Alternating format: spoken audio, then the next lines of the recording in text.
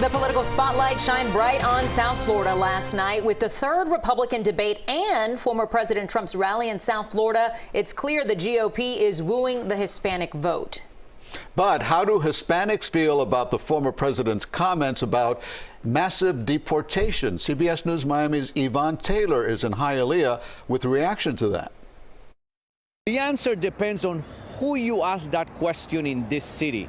A political analyst explains why. Nobody ever did more for Americans who love Cuba than a gentleman named Donald J. Trump when he was president. That was Wednesday night.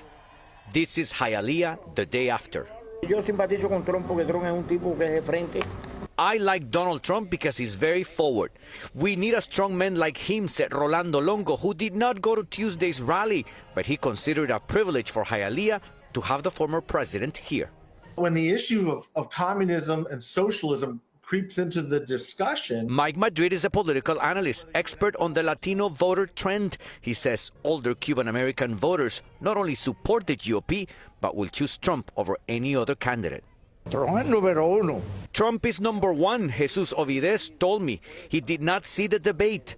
According to him, many Cuban-Americans in this city think like the former president. Mili Herrera disagrees. Let's remember, Trump also stopped the visas, family reunification. Herrera is a Cuban-American activist who has lived in Hialeah for over 50 years. She disliked a specific part of former President Trump's speech. It will begin the largest domestic deportation operation in American history. And he said it at a city where more than 95% of the population are Hispanics and 74% are foreign-born. These Cuban Americans agree with Trump's speech. They associate undocumented migration with terrorists, not Cuban or any other nationality running away from communism. Should the border be secured? Absolutely, 100%. But is everyone in one classification bad? No, there's good and bad in every culture and every race.